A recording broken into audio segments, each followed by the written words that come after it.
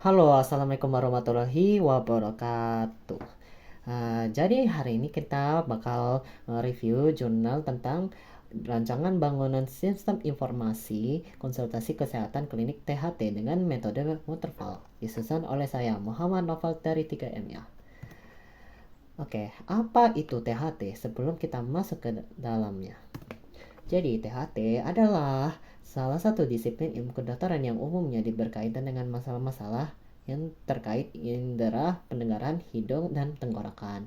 Klinik ini merupakan suatu fasilitas kesehatan yang menyediakan layanan medis kepada individu. Jadi, kenapa atau maksudnya apa yang menyebabkan rancangan ini terbentuk? Jadi, dalam THT ini adalah sebuah termasuk termasuk klinik. Uh, Permasalahan yang diangkat dalam jurnal ini adalah kebutuhan klinik akan sistem informasi yang akurat dan efisien. Banyak pasien telah mengalami kesulitan dalam mendapatkan layanan konsultasi dan informasi medis karena proses manual yang terlalu makan banyak waktu. Hal ini menyebabkan komunikasi antara dokter dan pasien menjadi tidak optimal. Jadi, analisis kebutuhan.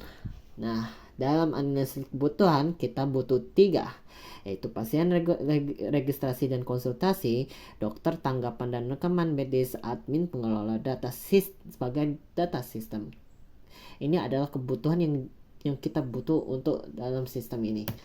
Jadi ini adalah diagram konteksnya, bisa dilihat di sini. Admin melakukan verifikasi login, data login, informasi dan menerima masukan dari input, yaitu berupa informasi kesehatan. Admin dapat menginput.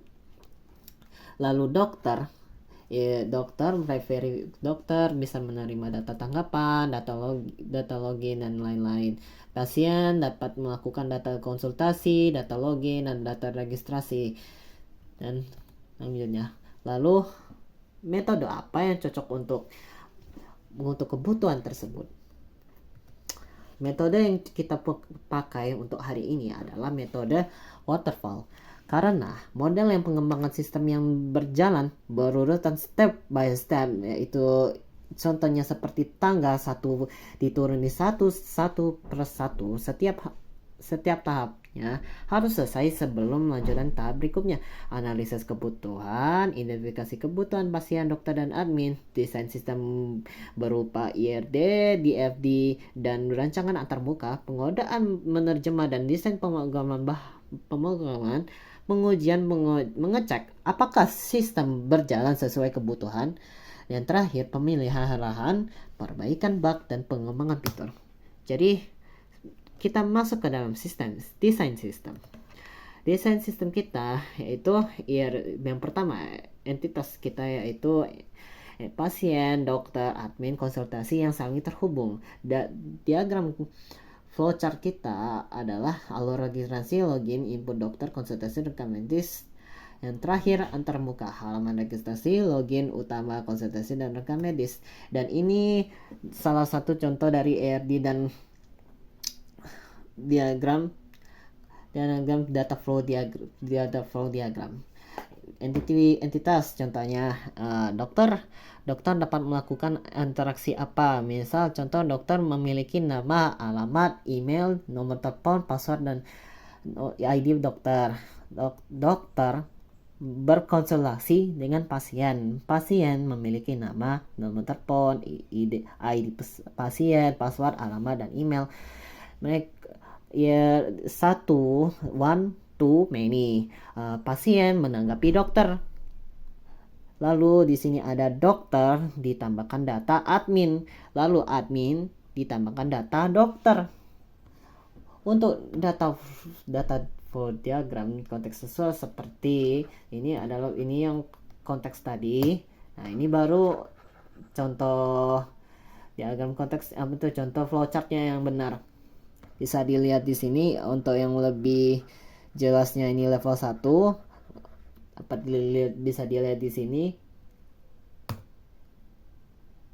Nah, di sini ada berupa penjelasan juga. Mohon di pause kan kalau dibacakan semuanya nanti bisa terlalu panjang. Oke, di sini ada tabel pendekatan prosedural perancangan sistem. Jadi, apa yang dibutuhkan oleh sistem? Yaitu sistem informasi konsultasi kesehatan. Kenapa? Meningkatkan efisiensi layanan komunikasi dokter dan pengolahan rekaman medis. Siapa yang menjalankan ini? Pasien, dokter, admin, klinik THT. Di mana tempatnya? Klinik THT, layanan berbasis web atau online. Di mana saat pasien butuh konsultasi akses informasi kesehatan dan berapa banyak biaya tergantung kebutuhan implementasi server database dan pengembangan software dan pemeliharaan. Kesimpulan, prosedur memproses data menjamin aktivitas sistem konsisten dan struktur. Metode waterfall yang memberikan kerangka kerja dari analisis hingga desain. Sistem informasi THT berbasis web untuk meningkatkan komunikasi. Lalu THT ini berjalan menggunakan uji testing white box dan black box testing karena dua-duanya penting karena membutuhkan hasil yang jelas dan akurat. Terima kasih. Wassalamualaikum warahmatullahi wabarakatuh.